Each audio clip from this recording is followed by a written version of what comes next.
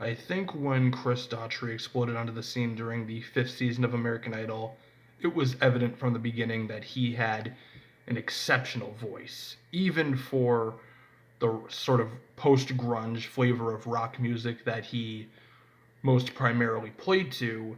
He had a talent and range and power that is pretty hard to find.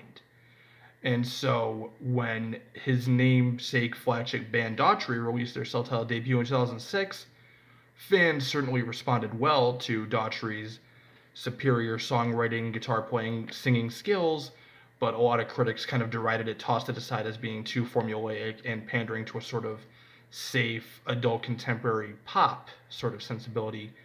And Daughtry, no doubt, at the behest, so to speak, of their label RCA, sort of oscillated more towards adult contemporary synth pop stylings around 2013's Baptized and continued through 2018's underrated, albeit Cage to Rattle.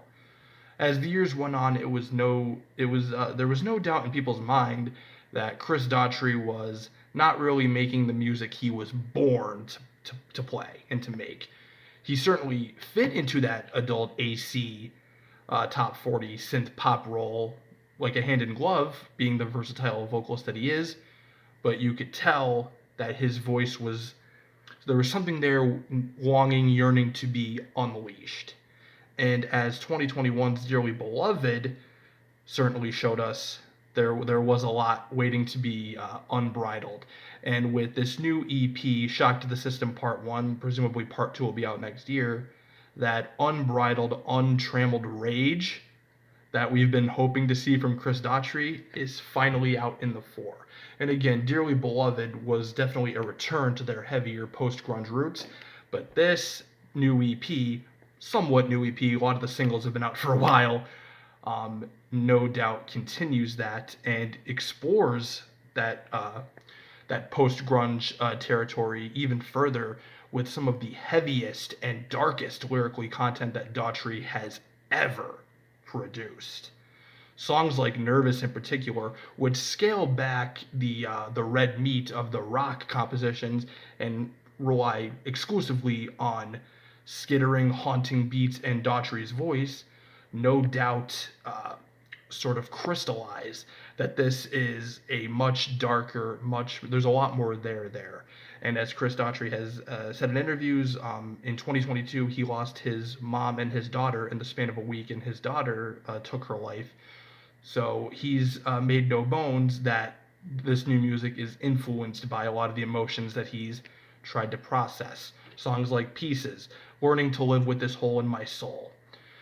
You know, it's a different beast. It is a different beast. Not that albums like the self-titled and Leave This Town weren't great, excellent pop rock albums, but this new direction is no doubt a different beast fundamentally.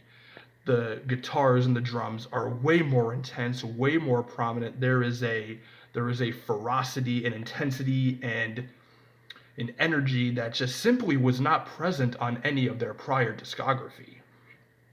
It's really interesting what can be accomplished when you allow an artist to really be themselves. Again, not to say that there isn't head fakes and appeals to pop, synth pop, radio sensibilities, because this is a very accessible flavor of radio rock, no doubt.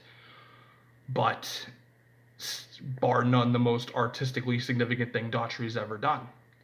The Dam, one of the newest songs that just dropped for this EP, it's a towering hell of a song, featuring some screams kind of on the bridge, and as such, Artificial, which I think was the lead off single, had a breakdown near the song's end. Like, Chris is really going there in terms of exploring this new territory. And it's excellent. It's excellent. Again, if radio rock that is still somewhat adjacent to synth pop rock is not your thing, then maybe this new EP is not going to win over any new fans, perhaps. But if you're anything like me and you've been longing for Chris Daughtry to be himself, then this EP, which again most of it's already been out for a while and fans have certainly responded well to it. If you're anything like me, then this very heavy post flavor of post grunge is right in your wheelhouse. It's it's just excellent music, well produced, and again, not inaccessible by any means, but teeming, if that's the right word, with with an intensity and soundscape that I don't think, like, even on the more heavier songs like It's Not Over, that those songs did not could never boast about as good as they were. The Dam in particular might be my favorite. It's a towering, it's a surging song. And that Untrammeled Rage, as I mentioned earlier, is definitely probably at its pinnacle on that track. Though the Reckoning is that's another highlight because that one sort of it stops willowing or wallowing in the misery and starts to transcend it. There are glimmers of hope in the lyrics. Enough is enough, like on that song, Death to the Misery. You know, for as very crestfallen as this EP is lyrically, there are glimmers of sunlight mixed in between. Kind of reminds me of like an old Three Days Grace album, honestly. And that's probably another thing for some of you more cynical listeners. Like you might have to listen through them a few times, but the longer you go on, the more hope you will find embedded in each song. But of course, make no mistake, it's a very dark, very serious, and artistically significant piece of work. And but again, musically, it's awesome. So it fulfills two things. I know I myself have found myself in a lot of the lyrics, going through a bit of a rough patch this year myself.